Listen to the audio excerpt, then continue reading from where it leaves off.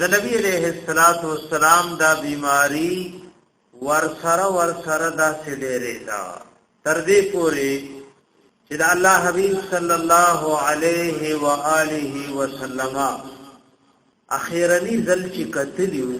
نو دا د تیر رضوا خلق د ابو بکر صدیق رضی الله عنه پسې امامتۍ کی ولاړو او دا اخیرنه موضوع د سبا موضوع اخیرنه موضوع د سبا موضوع الله حبیب صلی الله علیه وسلم د بیمارین لخشو نو د حجرې پرده اوچتا کا د مسجد نبوي او د حجرې د دروازې باندې پرده اوچتا کا ونظر الى المسلمين وهم صفوف في الصلاه خلف ابي بكر فاعجبه ذلك وتبسم صلوات الله وسلامه عليه الله حبيب پرده اوچتا کا او خلق صفونه ولار دی په مسجد نبوي کې د ابو بکر صدیق رضی الله عنه پسې د الله حبیب لیډر خون ورکو نو تبسم وکړو او مسلمانانو چې وکتل چې الله حبیب پرده اوچته کغنی بار روزي حتى هم المسلمون ان يتركوا ما فيه من الصلاه لفرحهم به ان قریب چې مسلمانانو مسفریخه دا الله د حبیب د دې کاتو د خوشحالۍ د وجنا ان قریب او چې موزه څکړې پری خیر ابو بکر رضی الله عنه لم چې پته ولګي دا غم د مسلین رسو کېدو د الله حبیب اشاره او کچنا تاسو په خپل ځای برقرار شئ وارخص ستار پرده راکته کا وکانا اخر العهد به عليه الصلاه والسلام دا اخر دې قتلو به خپل مسجد ته ونکتل او دا د تیر رضوا د کله چې موږ شو د سبا ابو بکر رضی الله عنه راغه او د خپل لور بیبي عائشه صدیقه رضی الله عنها کور ته وردن نشو وای زه خدا سے ګورم لکه الله د حبیب صلی الله علیه وسلم درد لري شوی نن خو تکلیف نشتا نو د دې یو کور مدینه منوره کې بارو مقام سنح ورتوي د مدینه مشرق طرف ته وی زبل کور تلهار شم نن د الله د حبیب طبیعت خره او دا مونږ ته په مسکه مقتل نو په اسمانه سور شلاو دي کې د اهل علم اختلاف درستو ذکر کو یو قول دا دی چې د صلات ضحا په دی وخت کې د دواړو جهان سردار د دې نیمګړي دنیا نه روح پرواز وکړو یو قول دا دی چې نه بعد الزوال یو قول سره بعد الزوال یو قول دا چې د زوال نفس د پیر پرز جناب نبی کریم علیه الصلاۃ والسلام دې د غمونو دنیا نه رخصت شو او همیشه د خوشحالو او د سکون او د اطمینان کور ته ورسېدو وفات نفس د صحابه کرامو په منځ کې د اختلاف راغی ځکه دا یو لوی غم او دا داسې غمو کدا الله رحم کرم نوې نو دا امت ته د سنبالېدو غم نو دا د سنبالېدو غم نو باندې صحابه خدا سے پریشان او جکور کې ناست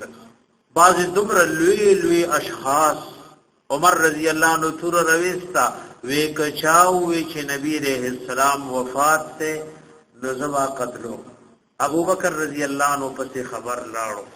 دا ابو بکر رضی الله عنه راغی او د الله د حبیب کور تورننه وته الله په حبیب باندې مخوانه پردو پرتوا زنانم ناس تی وینې چون کې د پردې حکم راغلو ټول زنانو مخونه پټکل صرف لور بی او کم محارم چون هغه مخونه پټ نکل ابو بکر رضی الله عنه کور توردن شو او کم زنانه چې د الله د حبیب بیبیان وی عادت وی غیر محارم وی ناغی مخونه پټکل د الله په حبیب باندې پردا کپڑا پرتاوا نا ابو بکر رضی الله عنه کپڑا د مخ مبارک نو چتکا او دا سراټیک شو یقبلوه ويبكي د الله حبیب خلون او جړلې د الله حبیب خل کو پدی جبهه باندې ورته ته جبهه وای د الله حبیب صلی الله علیه وسلم ته پدی جبهه باندې خل کو او فرمایل مور پلار می در قربان شاه چې په ژوندون څنګه کوله پوس نرم وي ندا چې د وفات نه پسم یې او بیا جمعه تراغه او مسجد نبوي کې منبر ته وختو دا ابو بکر رضی الله عنه د لوی شان نه خدا دا غم بل چانو شو سنبالولې خود دا غم سنبال کو غم سکو سنبال کو ټول امت مرا سنبال منبر ته وختو او خلق ته وی چې الله حبیب وفات شه او دا آیات د سوره ال عمران وی وما محمد الا رسول قد خلت من قبله الرسل الہ العالمین وین محمد رسول الله صلی الله علیه وسلم